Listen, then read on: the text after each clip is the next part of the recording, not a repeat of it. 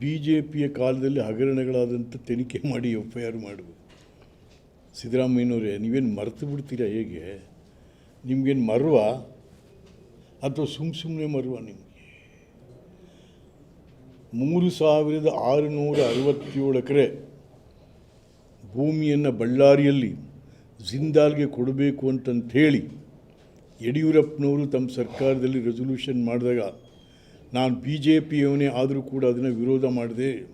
ಇಲ್ಲೇ ಮೈಸೂರಲ್ಲೇ ಫಸ್ಟ್ ವಿರೋಧ ಮಾಡಿದ್ರು. ಬೆಂಗಳೂರು ಡೆಲ್ಲಿ ತನಕನೂ ಹೋಗಿ ಸ್ಟಾಪ್ ಮಾಡಿಸ್ತೆ ಅದನ್ನು.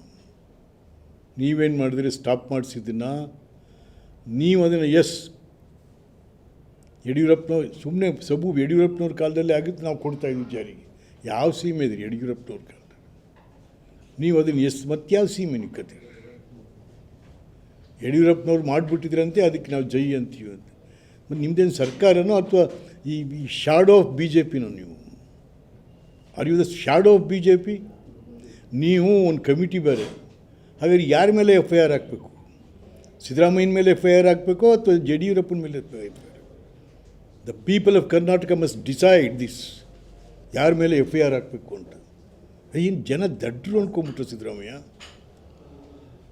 ಹಾಗಾಗಿ ಇವೆಲ್ಲ ಬೂಟಾಟಿಕೆಗಳು ಬೇಡ್ರಿ. ಇವೆಲ್ಲ ಯಾರಿಗೆ ಗೊತ್ತಿಲ್ಲ ಯಾರೇನು ಅಂತೇಳಿ.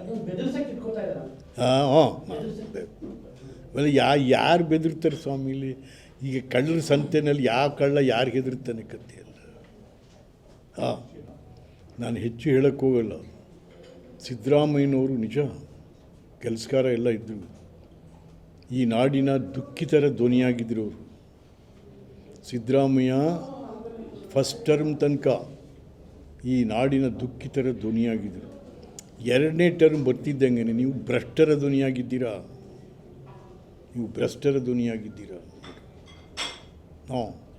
ಯಾರು ಒಪ್ಪಲ್ಲ ಇದನ್ನು, ಯಾರು ಒಪ್ಪಲ್ಲ.